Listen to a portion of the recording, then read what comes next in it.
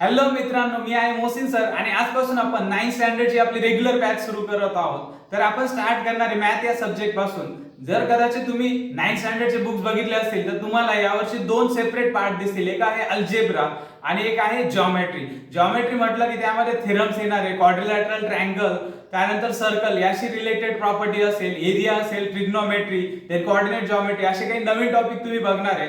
आणि अल्जेब्रा मध्ये तुम्हाला सेट चॅप्टर आहे, त्यानंतर तुम्हाला पॉलिनॉमियल्स डिटेल मध्ये शिकायला मिळणार आहे, त्यानंतर काही इक्वेशन्स तुम्हाला सॉल्व्ह करायला मिळणार आहे आणि स्टॅटिस्टिक्सचा पार्ट तुम्हाला यावर्षी ऍड केलेला आहे, तर तो डिटेल मध्ये आहे. तर अल्जेब्रा आणि जॉमेट्री हे 9th स्टँडर्ड साठी जो काही पार्ट दिलेला आहे, जे काही बुक्स दिलेले, तर हा सगळा बेस आहे कशाचा? 10th स्टँडर्डचा. जर 9th स्टँडर्डचा अल्जेब्रा आणि जॉमेट्री तुमचा परफेक्ट असेल तरच तुम्हाला 10वीला अल्जेब्रा आणि जॉमेट्री फेस करत येणार आहे. कारण 9वी आणि 10वी हे एकमेकांना पॅरलल चालतात. 9वीचा जो सिलेबस आहे तो असा डिझाईन केलेला आहे की त्याच्या पुढचा पार्ट लगेच 10वीला घेण्यात येतो. जर तुम्ही अल्जेब्रा जॉमेट्रीचे काही टॉपिक बघितले, जसं मी जॉमेट्रीचा एक एक्झाम्पल सांगेल, ट्रिग्नोमेट्री यावर्षी दिलेला आहे आणि 10वीला लगेच त्याचा दुसरा पार्ट दिलेला आहे. त्यानंतर सरफेस एरिया व्हॉल्यूम यावर्षी पण आहे आणि नेक्स्ट इयरला पण हा दिलेला आहे. त्यानंतर स्टॅटिस्टिक पण पुढच्या वर्षी डिटेल मध्ये दिलेला आहे. तर 9वी आणि 10वी एकदम पॅरलल घेतलेले आहे आणि त्यांचा जो सिलेबस आहे एकमेकांशी रिलेटेड आहे. तर यावर्षी आपण जो 9वी बघतोय तो पार्ट 1 आहे आणि 10वीला आपण बघणार आहे पार्ट 2. जसं तुम्ही एखादा पिक्चर बघता, सिनेमा बघता, त्यामध्ये पार्ट 1 पार्ट 2 असतो, त्यालाच लागून दुसरी सिरीज स्टार्ट होते. सेम तसंच आहे. म्हणून आपल्याला 9चा मॅथचा म्हणजे अल्जेब्रा आणि जॉमेट्रीचा जो बेस आहे तो पक्का करायचा आहे. तर आजपासून आपण आपले ऑनलाईन सेशन स्टार्ट करतोय. हे सेशन मे बी झूम वरती होतील आणि तुम्हाला काही रेकॉर्डेड लेक्चर पण मिळणार आहे. तर आपण या सब्जेक्टला सुरुवात करूया. तर आज आपण अल्जेब्राचा फर्स्ट चॅप्टर बघणार आहे. याचं नेम आहे सेट. तर सेट म्हणजे काय? तर मी तुम्हाला काही एक्झाम्पल सांगतो. तर सेट म्हणजे एक लिस्ट असते. जर आपल्याला काही गोष्टी दिलेल्या आहे किंवा काही एक्झाम्पल दिलेले आहे, त्यामध्ये असं पॉसिबल असेल की त्याची आपण लिस्ट बनवू शकतो. जर आपण लिस्ट बनवू शकलो तर त्याला आपण सेट म्हणणार आहे. सेट म्हणजे काय? Collection of an object. त्याचं कलेक्शन आपण करू शकतो की नाही, त्याची लिस्ट बनवू शकतो की नाही, हे आपल्याला बघायचं आहे. त्याचं फर्स्ट एक्झाम्पल बघू आपण. Days of week. वीकचे डेज किती असतात? मी याची लिस्ट बनवू शकतो कारण मला माहिती परफेक्टली की 7 डेज असतात. तर 7 डेज मध्ये Monday, Tuesday, Wednesday, Thursday, Friday, Saturday and Sunday. तर 7 डेजची आपण लिस्ट बनवू शकतो. सेकंड एक्झाम्पल मी सांगेल, मंथ्स इन अ इयर. एका इयर मध्ये म्हणजे एका वर्षामध्ये कोणकोणते मंथ्स असतात? तर 1 इयर मध्ये कोणकोणते मंथ्स येत आहे? मंथचे नेम आहे, जे त्या महिन्यांचे नाव लिहायचे. जानेवारी, फेब्रुवारी, मार्च, एप्रिल, मे, जून, जुलै, August, September, October, November, December या 12 मंथची आपण लिस्ट बनवू शकतो. Then brave children in the class. आता हा थोडा एक वेगळा विषय आहे की ब्रेव्ह चिल्ड्रन कोणाला म्हणायचं? की जो कुत्र्याला मारतो त्याला ब्रेव्ह म्हणायचं, की जो टायगरला मारतोय तो ब्रेव्ह म्हणायचं. तर ब्रेव्हला अशी काही इथे डेफिनेशन दिलेली नाहीये, म्हणून ब्रेव्ह चिल्ड्रनची आपण एक अशी परफेक्ट लिस्ट बनवू शकत नाहीये. First 10 counting numbers. First 10 counting number तुम्ही लिस्ट बनवू शकता. 1 2 3 4 5 6 7 8 9 10 याची परफेक्ट लिस्ट बनते, म्हणून हा सेट आहे. तर brave children in the class याची आपण परफेक्ट लिस्ट बनवू शकत नाहीये कारण ब्रेव्हला क्रायटेरिया दिला नाहीये, म्हणून हा सेट नाहीये. Then strong forts of Maharashtra. Strong forts of Maharashtra काही जर आपण बघितलं तर जे काही स्ट्रॉंग फोर्ट्स आहे म्हणजे जे काही मजबूतीवर आपण त्यांची लिस्ट बनवू शकतो की स्ट्रॉंग फोर्ट्स यामध्ये कोणते. Then planets in our solar system. आपल्या सोलर सिस्टीम मध्ये जेवढे प्लॅनेट्स आहेत त्याची पण आपण लिस्ट बनवू शकतो. आता तुम्हाला अजून एक मी एक्झाम्पल सांगतो की समजा असं आलं, easy topic in the math subject. तर मॅथ सब्जेक्ट मध्ये इझी टॉपिक कोणते? आता बघा, समजा मी एक दिला सेट चॅप्टर. हा कोणाला इझी वाटेल, कोणाला डिफिकल्ट वाटेल, बरोबर आहे. तर असे इझी टॉपिक. इझी म्हणजे काय? त्याला क्रायटेरिया दिलेला नाहीये कारण माझ्या दृष्टीने तो इझी आहे किंवा दुसऱ्या स्टुडंटच्या दृष्टीने तो डिफिकल्ट असेल. तर इझी टॉपिकची आपण लिस्ट बनवू शकत नाहीये. आता दुसरे, समजा तुम्हाला असं म्हटलं, good teachers in your class. तुमच्या क्लासमधले गुड टीचर, त्याची लिस्ट बनवू शकता का तुम्ही? तर गुड टीचरला परत क्रायटेरिया नाहीये. काहींसाठी काही टीचर गुड असतात, तर काहींसाठी काही काय असतात, बॅड असतात. म्हणजे त्यांना ते रागवत असतात, मे बी त्यांना ते आवडत नाहीये. काही विद्यार्थ्यांचा खूप लाड केला जातो म्हणून ते गुड टीचर्स वाटतात. म्हणून गुड आणि बॅड म्हणजे काय की आपण याची परफेक्ट अशी लिस्ट बनवू शकत नाहीये. त्यानंतर जर तुमच्या असं म्हटलं की talented student in your class. Talented म्हणजे काय की याला पर्सेंटचा कशाचाच क्रायटेरिया दिला नाही. टॅलेंटेड म्हणजे कोणत्या दृष्टीने? तर टॅलेंटेडला क्रायटेरिया दिलेला नाहीये. म्हणजे 80च्या पुढे ते टॅलेंटेड की 90%च्या पुढचे टॅलेंटेड की जो ऑलराऊंडर आहे तो टॅलेंटेड, याला काही क्रायटेरिया दिलेला नाहीये, म्हणून अशी आपण परफेक्ट लिस्ट बनवू शकत नाही. तर सेटचा मीनिंग काय होतं एक्झॅक्टली आपण बघूया. सेटची डेफिनेशन आहे, if we can definitely and clearly decide the objects of a given collection is called as a set. आता आपल्याला एक अशी लिस्ट, आपल्याला एक कलेक्शन दिलेलं आहे जस्ट. जर त्या कलेक्शन मध्ये आपण डेफिनाइटली म्हणजे फिक्स आणि क्लिअरली ऑब्जेक्ट डिसाइड करू शकलो आणि त्याची एक प्रॉपर लिस्ट बनवू शकलो तर त्या कलेक्शनला काय म्हणतात, सेट म्हणतात. काय म्हणतात, सेट म्हणतात. जसं मी काही एक्झाम्पल सांगितले, समजा मी असं एक्झाम्पल सांगितलं की मला असे एक्झाम्पल सांगा की त्यामध्ये 4 साइड असलेला ट्रायंगल आपण बनवू शकतो. 4 साइड असलेला ट्रायंगल कधीच बनत नाही. 4 साइड असलेला काय बनतो नेहमी, तो क्वाड्रिलॅटरल बनतोय. तर ट्रायंगलला नेहमी 3 साइड्स असतात. मी काही इम्पॉसिबल गोष्ट सांगितली की त्याची लिस्ट आपण बनवू शकत नाहीये. तर बघा सेट मध्ये असं एक कलेक्शन दिलेलं आहे. कलेक्शन म्हणजे जस्ट एक्झाम्पल दिलेलं आहे. समजा मी असं म्हटलं a flowers present in a bouquet. बुकेमध्ये किती फ्लावर्स आहे याची लिस्ट सहज बनवू शकतो आपण. प्रत्येक टाइपचे फ्लावर्स वेगळे करून आपण त्याची लिस्ट बनवू शकतो. त्यामध्ये रोज अँड अनदर जे काही फ्लावर्स आहे कोणकोणते आपण त्याची लिस्ट बनवू शकतो. तर जसं बघा, समजा आपल्याला मंथली आपण काही किराणा वगैरे आणतोय. किराणा वगैरे आणल्यानंतर आपण एक लिस्ट बनवतोय, बरोबर आहे. लिस्ट बनवल्यानंतर त्या वेने आपण आणतोय. आपण कोणतीच वस्तू डबल नाही सांगत, बरोबर आहे. समजा आम्ही सांगितलंय की समजा 3 किलो साखर Sangli, 3 kilogram of sugar. 3 kilo साखर सांगितली, मी परत सांगणार का, परत त्या लिस्ट मध्ये खाली लिहिणार 3 किलो साखर, परत 3 किलो साखर असं लिहिणार का, नाही. मी ती गोष्ट एकदाच आहे. लिस्ट जी बनते ना त्यामध्ये प्रत्येक गोष्ट एकदाच लिहिलेली असते. तसं सेट जो लिहिलेला असतो त्यामध्ये प्रत्येक गोष्ट एकदाच लिहायची असते, ती डबल लिहायची नसते. जसं बघा मी सांगितलं की 7 days of a week, Monday Tuesday Wednesday Thursday Friday Sunday, नंतर सॅटर्डे संडे. तर परत मंडे लिहू का आपण, नाही.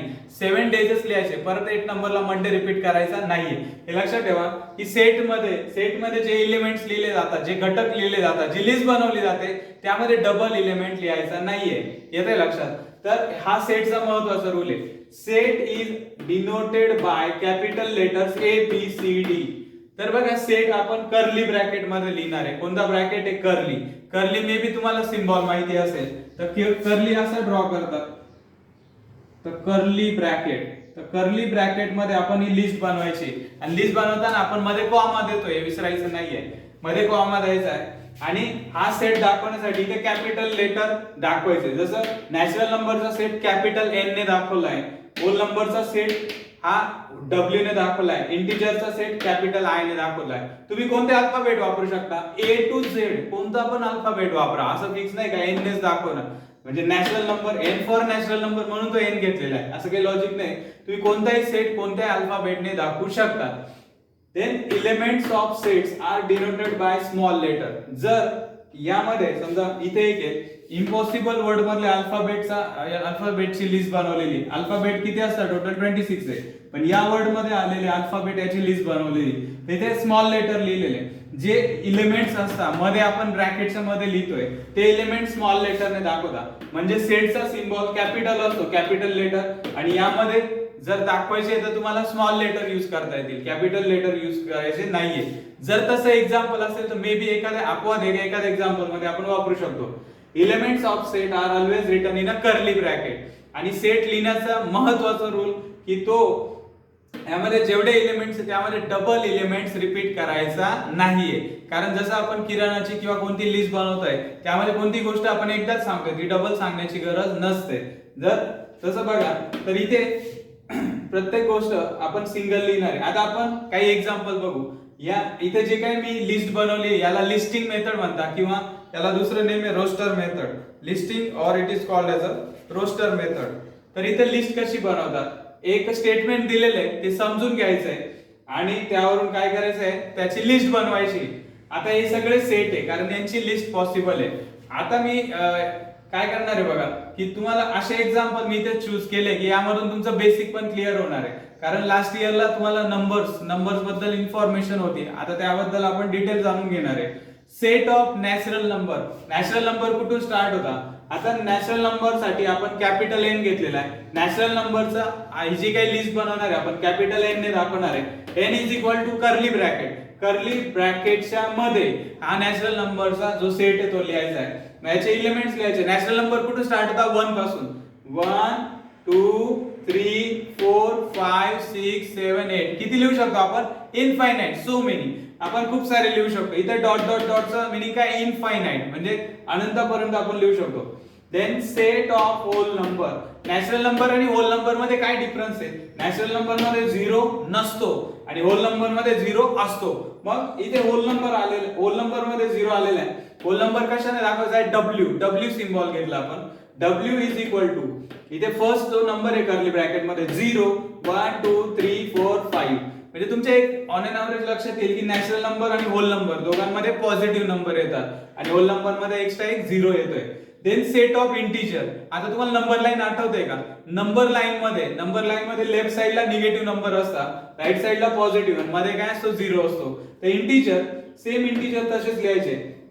तर लेफ्ट साइडला डॉट डॉट डॉट म्हणजे इनफायनाइट असेल, त्यांचा सेंटरला 0 घेतला आपण, तर राईट साइडला 1 2 3 4 5 डॉट डॉट डॉट म्हणजे इनफायनाइट, आणि लेफ्ट साइडला -1 -2 -3 इनफायनाइट, म्हणजे सेंटरला 0 आहे, इकडे निगेटिव्ह नंबर लिहिलेले आणि या साइडला पॉझिटिव्ह नंबर. तर हे इंटिजर्स आहे. इंटिजर मध्ये 0 आहे, पॉझिटिव्ह नंबर आहे, निगेटिव्ह नंबर आहे, आणि दोन्ही साइडला, या साइडला आणि त्या साइडला आपण काय करतो? एक्सटेंड करत जातोय. Then set of a natural even number. तर नॅचरल इव्हन नंबरचा सेट कसा लिहिता? नॅचरल नंबर आपल्याला माहिती 1 2 3 4 5 6. इव्हन नंबर म्हणजे काय? इफ लास्ट डिजिट इज 2 4 6 8 0 किंवा 0 2 4 6 8, then those numbers are called even number. Even number मध्ये 2 चा डिफरन्स असतो आणि 2 पासून इव्हन नंबर स्टार्ट होतात. तर आपण इव्हन नंबरचा जो सेट आहे ए अल्फाबेटने दाखवूया. a is equal to 2 4 6 8 10. 10 मध्ये 2 ऍड करा 12, 12 मध्ये 2 ऍड केले 14, 16 18 20. आता सो मेनी आपण नंबर लिहू शकतो. तर इव्हन नंबरचं बेसिक तुम्हाला माहिती पाहिजे. लास्ट डिजिट शुड बी 0 2 4 6 8, तर त्याला आपण म्हणतो इव्हन नंबर. काय म्हणतो? Even number. Then what is the set of natural odd number. Natural number आपल्याला माहिती, त्यातून ऑड नंबर सिलेक्ट करून त्याचा वेगळा सेट लिहायचा आहे. ऑड नंबर आपण कॅपिटल बी ने दाखवू. Capital B is equal to, odd number कुठून स्टार्ट होता? 1. तर लास्ट डिजिट तुम्हाला माहिती, last digit should be 1 3 5 7 9. If last digit is 1 3 5 7 9, then those number are called as a odd number. 1 3 5 7 9 11 13 17 15 17 19. The last digit 1 3 5 7 9 आला पाहिजे, तो असतो odd number. 1 3 5 7 9 आला तर odd number, आणि 0 2 4 6 8 0 2 4 6 8 आला तर तो even number. आता पुढचा पार्ट आहे की प्राइम नंबरची लिस्ट कशी बनवता येईल. Set of prime numbers from 1 to 50. 1 पासून तर 50 पर्यंत यामध्ये येणारे जेवढे प्राइम नंबर आहे त्याची लिस्ट बनवायची. प्राइम नंबरचा मीनिंग काय होतो? Prime numbers, the numbers which are divisible by 1 and itself. या नंबरला डिवाइड करण्यासाठी फक्त 1 नंबर असतो आणि तोच नंबर असतो. इटसेल्फ म्हणजे तोच नंबर. म्हणजे हे जे नंबर्स आहे हे बाकी कोणत्याच टेबल मध्ये येत नाहीये. फॉर एक्झाम्पल 19 आहे, 19 इज डिव्हिजिबल बाय 1 and 19, त्याच नंबरने डिवाइड करता येतोय. तर प्राइम नंबरची आपण लिस्ट बघू. आता तुम्हाला अजून एक नंबर माहिती आहे, कंपोजिट नंबर माहिती आहे, कंपोजिट. तर प्राइम नंबर आणि कंपोजिट नंबरला डिवाइड करण्यासाठी बरेच नंबर येतात. तर prime number is divisible by only 1 and itself, while composite number is divisible by other number also. तर कंपोजिट नंबरला डिवाइड करण्यासाठी दुसरे नंबर पण येतात. पण आता 1 स्टार्टिंगचा जो 1 आहे, 1 हा प्राइम नंबर नसतो आणि कंपोजिट पण नसतो. तर आपल्याला हे लक्षात पाहिजे की 1 is neither prime nor composite. 1 हा असा नंबर आहे, इथून नंबर स्टार्ट होत आहे की 1 प्राइम नंबर पण नसतो, कंपोजिट पण नसतो. मग आता फर्स्ट जो प्राइम नंबर आहे तो कोणता आहे? 2 आहे. तर बऱ्याचदा हा क्वेश्चन विचारतात की एक असा इव्हन प्राइम नंबर सांगा जो इव्हन नंबर पण आहे आणि प्राइम नंबर पण आहे. तो कोणता असतो? 2 असतो. 2 इव्हन नंबर पण आहे, प्राइम नंबर पण आहे. 2 3 5 7 11 13 17 19 23 29 31 37 41 43 47. हे 50 च्या आतले काय प्राइम नंबर्स आहे. These numbers are divisible by 1 and itself. त्याला डिवाइड करण्यासाठी 1 आणि तोच नंबर असतो. Then set of square of number from 1 to 10. 1 पासून तर 10 पर्यंत जेवढे नंबर्स येतात त्याचा स्क्वेअर करून इथे सेट तयार करायचा आहे. Set of square of number. Square of number, कोणत्या नंबरचा स्क्वेअर करायचा आहे? 1 to 10. तर 1 चा स्क्वेअर 1 1 जा 1, 2 चा स्क्वेअर 2 2 जा 4, 3 चा स्क्वेअर 3 3 जा 9, 4 चा स्क्वेअर 4 4 जा 16, 5 चा स्क्वेअर 5 5 जा 25, 6 चा स्क्वेअर 6 6 जा 36, 7 7 जा 49, देन 8 8 जा 64, 9 9 जा 81, 10 10 जा 100. तर 1 पासून तर 10 पर्यंत हे जे लिहिलेलं आहे आपण हे परफेक्ट स्क्वेअर आहे. कोणते स्क्वेअर आहे? Perfect square. तर हा 1 चा स्क्वेअर आहे 2 3 4 5 6 7 8 9 10. तर हे सगळ्यांचे स्क्वेअर आहे 1 to 10. तर तुम्हाला स्क्वेअर नंबर माहिती पाहिजे. बरेच लोक काय करतात की 1 विसरून जात आहे. तर 1 हा परफेक्ट स्क्वेअर आहे. 1 1 चा 1. बाकी नंबर माहित असतात पण बऱ्याच वेळेस आपण 1 मिस करून देतो. Then set of multiples of 5. 5 चे मल्टिपल्स म्हणजे काय? 5 चा टेबल लिहायचा. 7 चे मल्टिपल्स 7 चा टेबल लिहायचा. तर 5 चे मल्टिपल्स लिहायचे. L is equal to curly bracket मध्ये 5 10 15 20 25. 5 1 जा 5, 5 2 जा 10, 5 3 जा 15, 5 4 जा 20, 5 5 जा 25. म्हणजे 5 च्या टेबल मधले जेवढे नंबर येतात तेवढे 5 ने काय डिव्हिजिबल आहे. येतंय लक्षात? इथपर्यंत इथपर्यंत आपण नंबरचं बेसिक बघितलंय. कशाचं बेसिक बघितलंय? नंबरचं. आता यामध्ये आपण अजून एक गोष्ट ऍड करू की समजा एखादा वर्ड दिलेला आहे इम्पॉसिबल IMPOSSIBLE सेट. असा एक सेट आहे K is a set which contain alphabets in the word. Alphabet A to Z असतात. तर इम्पॉसिबल वर्ड मध्ये येणाऱ्या अल्फाबेटचा सेट बनवायचा आहे. यामध्ये कोणकोणते अल्फाबेट्स आहे त्याची लिस्ट बनवायची. तर के इज इक्वल टू सेट हा कर्ली ब्रॅकेट मध्ये लिहितात. फक्त रूल लक्षात ठेवा डबल एलिमेंट लिहायचा नाहीये. डबल एलिमेंट लिहायचा नाहीये. IMPO देन डबल एस येतं एकच सिंगल एस लिहायचा. देन I परत लिहायचा नाहीये. BLE IMPOSBLE. तर यामध्ये डबल एलिमेंट आलेला नाहीये. तर यामध्ये जेवढे अल्फाबेट होते त्याची आपण लिस्ट बनवली. फक्त त्यामध्ये डबल लिहायचा नाहीये. हे लक्षात ठेवा. सेटचा खूप महत्त्वाचा रूल आहे. ज्याला हे समजलं की ते डबल एलिमेंट नाही लिहायचा त्यालाही माहिती की सेटचे रूल काय.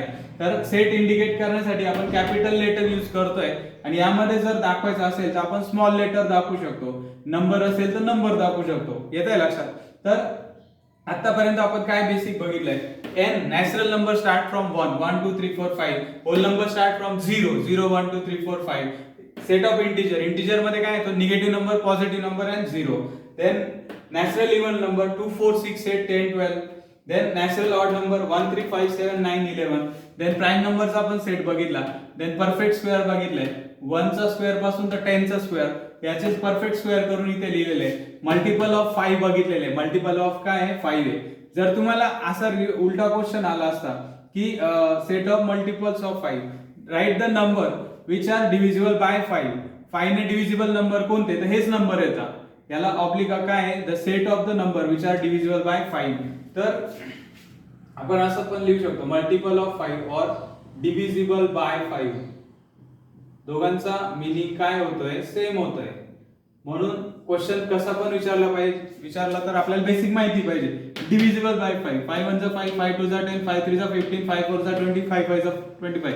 हे सगळे नंबर 5 ने डिव्हिजिबल आहे. म्हणजेच 5 च्या टेबल मधले जे नंबर आहे ते मल्टिपल्स ऑफ 5 आहे और डिव्हिजिबल बाय 5 आहे. त्याचा मीनिंग सेम आहे. लिस्ट तर कॉमन आहे. तीच लिस्ट आपण लिहितोय.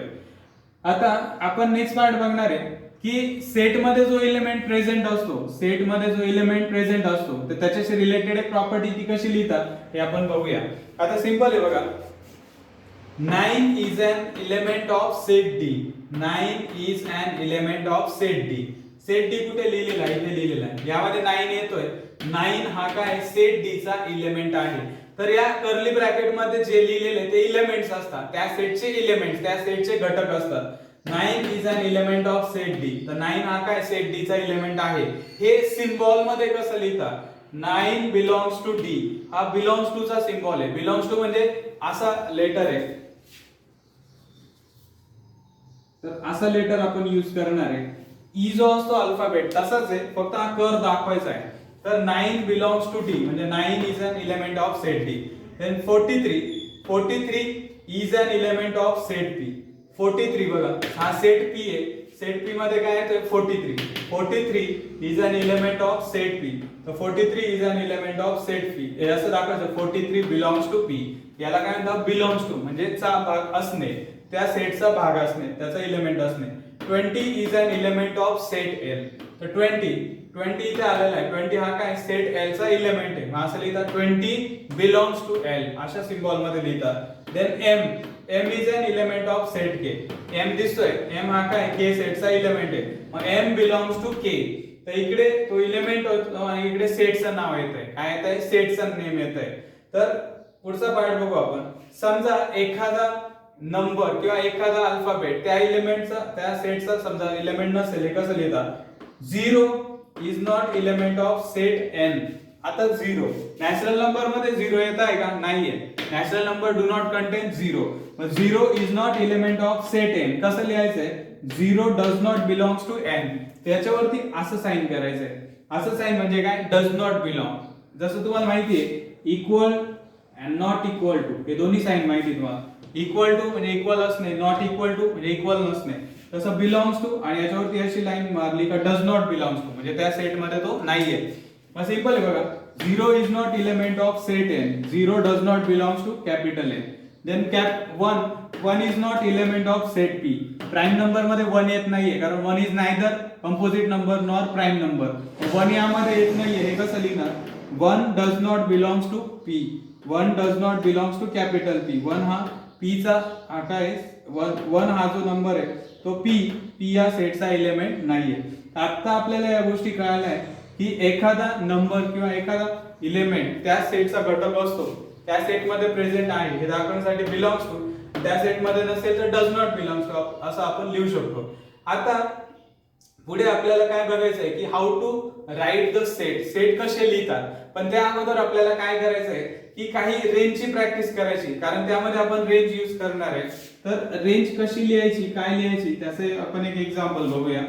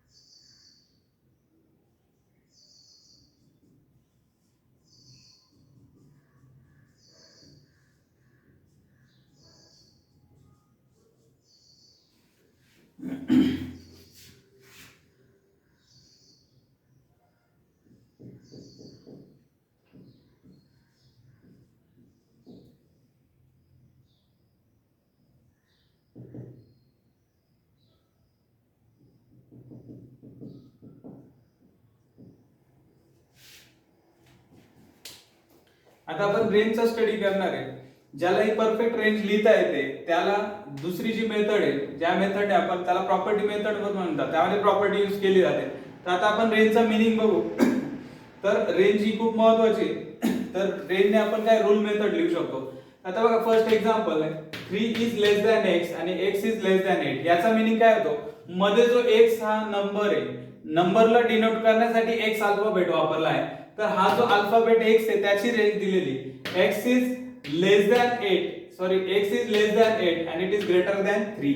तर इथे काय 3 इज लेस दॅन x आणि x is less than x. याचा मीनिंग होतो की इथे राइट हँड साइडला बघा 8 नंबर आहे, लेफ्ट हँड साइडला काय 3 नंबर आहे. याचा मीनिंग आहे x ची व्हॅल्यू लेस दॅन 8 आहे, म्हणजे x ची व्हॅल्यू काय लेस दॅन 8 आहे, 8 पेक्षा छोटा आणि 3 पेक्षा मोठा. म्हणजे काय 3 to 8 या रेंज मध्ये येणार आहे. बघा 3 आणि 8 इथे मी सिम्बॉल तयार करतो म्हणजे तुमच्या लक्षात येईल. तर आपला जो x एलिमेंट आहे या दरम्यान येतोय बघा 3 4 5 6 7 8, बरोबर आहे. तर 3 पासून ते 8 पर्यंतचे सगळे नंबर्स इथे लिहिलेले आहेत. आता बघा काय दिसतंय की असा नंबर जो इथे काय x ग्रेटर दॅन 3, x हा काय 3 पेक्षा ग्रेटर आहे, 3 पेक्षा ग्रेटर नंबर 4 5 6 7 हे, बरोबर आहे. त्यानंतर इट इज लेस दॅन 8 आणि 8 पेक्षा छोटा पाहिजे, 8 पेक्षा स्मॉल नंबर 4 5 6 7. तर या रेंज मध्ये बसणारे, या रेंज मध्ये बसणारे कोणते नंबर आहे 4 5 6 and 7. याचा मीनिंग तुम्हाला कळाला असेल. आता एक फक्त लक्षात ठेवा, जेव्हा असं साइन येणार आहे इक्वल टू, त्याला काय म्हणतात माहिती का, x इज ग्रेटर दॅन 3 और इक्वल टू 3. आता तुम्हाला माहिती काही नाही पण नाही कळत काय हे साइन कसं ओळखायचंय. तर हे साइन खूप सिंपल आहे बघा. ज्याच्याकडे हे मोठं तोंड असेल तो ग्रेटर असतो, ज्याच्याकडे मोठं तोंड आहे तो ग्रेटर असतो आणि इकडे काय असतो स्मॉलर. लक्षात येत आहे, असं तोंड आहे ज्याच्याकडे मोठं तोंड असेल तो ग्रेटर असतो, म्हणजे हा ग्रेटर आहे, इकडे ग्रेटर असेल, इकडे काय असेल स्मॉलर असेल. तर याचा मीनिंग आहे x इज ग्रेटर दॅन 3 और इक्वल टू 3. x हा 3 पेक्षा ग्रेटर पण आहे आणि इक्वल पण आहे. x इज इक्वल टू 3 आणि x इज ग्रेटर दॅन 3. म्हणजे इथे 3 काउंट करायचा, 3 काउंट करायचा. जर इथे इक्वल टू साइन नसेल तर 3 आणि 8 काउंट करायचा नाहीये. आता बघा इथे दोन्ही ठिकाणी इक्वल टू साइन आलेले आहे, म्हणजे या रेंज मध्ये 3 आणि 8 काउंट करायचा. जसे इथे बघा इथे इक्वल टू साइन आहे, -3 काउंट होतो, या साइडला 3 काउंट होतो, इथे -3 आणि 3 दोन्ही काउंट होता. म्हणजे तुमच्या एक लक्षात आलंय की जर या साइनच्या खाली इक्वल टू साइन असेल तर त्या रेंजचा तो नंबर काउंट होतोय. म्हणजे बघा इथे 3 काउंट करायचा, x इज इक्वल टू 3 आणि x इज ग्रेटर दॅन 3. म्हणजे x ची व्हॅल्यू 3 घ्यायची आहे, 3 काय करायची आहे घ्यायची आहे आणि याच्यापेक्षा ग्रेटर नंबर पण घ्यायचे. येते का लक्षात, हे इक्वल टू आहे आणि ग्रेटर नंबर पण काउंट करायचे. 3 4 5 6 7 आणि इट इज लेस दॅन 8 असं दिलेलं आहे. म्हणजे सगळे नंबर काय होता काउंट होता. हे बघा आपण 3 पण काउंट केलाय आणि 3 पेक्षा ग्रेटर नंबर पण काउंट केलाय. x इज इक्वल टू 3 पण काउंट केला मग 3 लिहिलेला.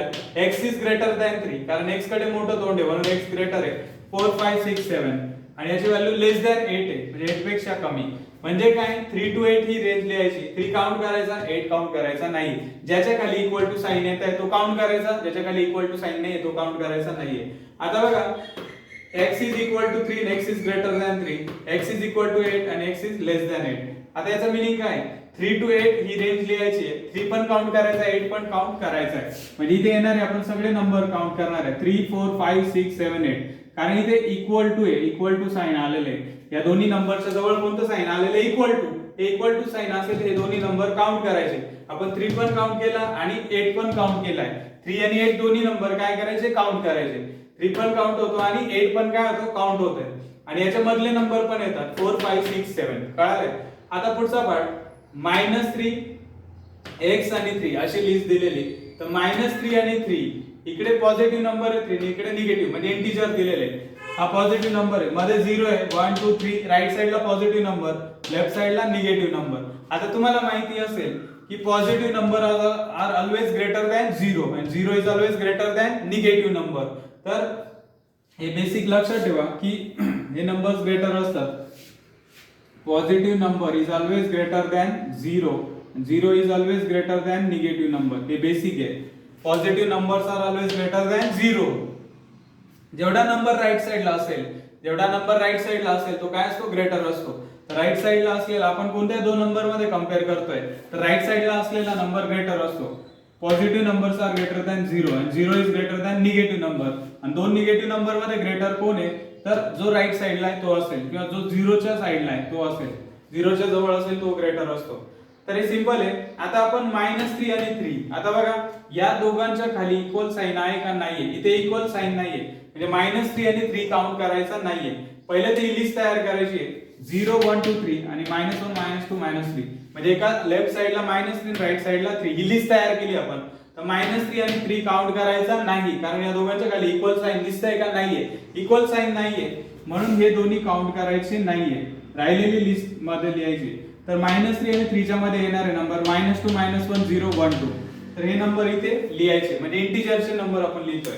त्यानंतर x इज इक्वल टू -3, आता इथे -3 काउंट होतंय कारण कोणतं साइन आलेले, इक्वल साइन आलेले, इथे -3 काउंट होतो पण इकडे 3 काउंट होत नाहीये. मग इथे -3 काउंट करायचा, हा काउंट करायचा आहे आणि मधले नंबर पण लिहायचे, पण हा 3 इकडे लिहायचा नाहीये. 3 का येत नाहीये, कारण 3 च्या खाली इक्वल टू साइन नाहीये. तर या लिस्ट मध्ये -3 काउंट होतो म्हणजे तीच लिस्ट आहे बघा, लिस्ट मध्ये काही फरक नाहीये, फक्त -3 इथे काउंट होतो. आता या साइडला 3 काउंट होतंय बघा कारण याच्या खाली कोणतं साइन आहे, इक्वल टू. इथे इक्वल टू साइन आलेले आहे, इथे इक्वल टू साइन आलेले आहे म्हणजे हा 3 काउंट होतोय. हा 3 काय होतंय, काउंट होतोय. हा 3 काउंट होतोय आणि उरलेली लिस्ट पण इथे लिहायची मधली. -3 च्या खाली इक्वल टू साइन नाही म्हणून काउंट होत नाही. आता त्याच्या पुढचं एक्झाम्पल -3 x आणि 3, इथे दोन्ही ठिकाणी इक्वल टू साइन आहे. इथे दोन्ही ठिकाणी काय दिसतंय, इक्वल टू साइन आहे. आता दोन्ही ठिकाणी इक्वल टू साइन म्हणजे दोन्ही काउंट होतात. -3 काउंट होतो, 3 पण काउंट होतो आणि मधली लिस्ट पण काउंट होते. तर -3 -2 -1 0 1 2 3 सिंपल आहे. इंटिजरची रेंज लिहायची. जर एखाद्या त्याच्या x ची जी व्हॅल्यू आहे, x ची व्हॅल्यूची रेंज दिलेली असते, त्या रेंजचे नंबर ऑब्झर्व करायचे, हे दोन नंबर.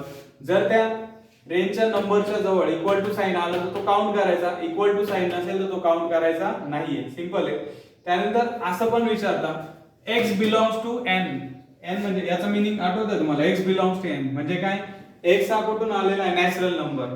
तर नॅचरल नंबर जे आहे त्याला x म्हटलेले, या सगळ्या एलिमेंट्सला काय म्हटलेले, x belongs to natural number. Meaning कळालाय तुम्हाला, x बिलॉंग्स टू काय, नॅचरल नंबर. तर याचा मीनिंग बघू आपण.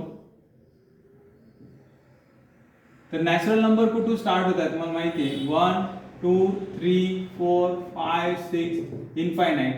हे नॅचरल नंबर आहे म्हणजे x यातून आलेला आहे आणि x इज लेस दॅन 5.